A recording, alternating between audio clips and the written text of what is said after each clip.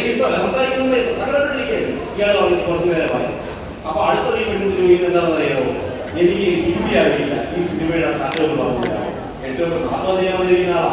അയാളെ ഫോൺ ചെയ്ത് പെൺകുട്ടി ചോദിക്കുക, എനിക്ക് സിനിമ സൂപ്പർ സിനിമയാണല്ലോ, സിനിമയിലെ നായികനായി ഓടിയിട്ടാളുണ്ടല്ലോ, കുതിരയുണ്ടല്ലോ, ഈ സിനിമയുടെ കഥ എന്തായിരിക്കും മലയാളത്തിൽ പറഞ്ഞു ഒന്ന് ആലോചിച്ചുകൊണ്ട്. ഏറ്റവും വലിയ അപരാധം മുഴുവൻ ഒരാൾ ആത്മഹത്യാമതിരിക്കുക.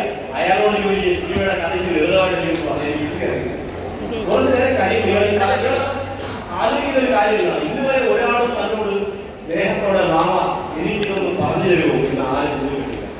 നിങ്ങളോട് ഒരാൾ ചോദിക്കുക എനിക്കിതൊന്ന് പറഞ്ഞു തരുമോ, എനിക്കിതൊന്ന് ചെയ്തു തരുമോ എന്ന് നിങ്ങളോട് ഒരാളും ചോദിക്കാതിരിക്കുന്നതും ഒരാൾ ചോദിക്കുന്നതും തമ്മിൽ വലിയ വ്യത്യാസമുണ്ട്, ഇല്ലേ? ഒരാളോട് ചോദിക്കുന്നതാണ് എനിക്ക് സിനിമയുടെ കഥയൊന്ന് പറഞ്ഞു തരാം. പിന്നീട് പതുക്കെ ഒരു വർത്തമാനം പറഞ്ഞ് ഇവര് കൂട്ടാം. സിനിമ കഴിയുമ്പോൾ ഇടവേളയ്ക്ക് ആഹാരം കൊടുക്കുന്നറിയാമോ? ആഹാരം കൊടുക്കുന്നത് പോപ്പോൾ പോലെ ആ പെൺകുട്ടി വാങ്ങിച്ചുകൊണ്ടുവന്നിരുന്ന ആഹാരത്തിന് നാക്ക് കൊടുക്കുക, ഇയാൾക്ക് ആഹാരം കൊടുക്കുക.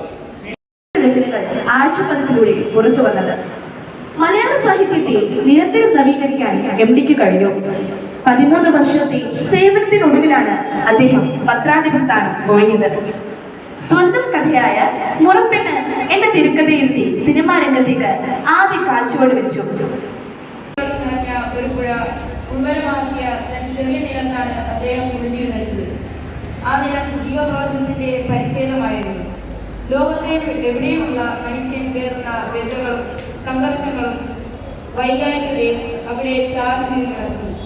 ആത്മനിഷ്ഠമെങ്കിലും സാർവലൗകികമായ സ്വഭാവം അതിലുണ്ടായിരുന്നു.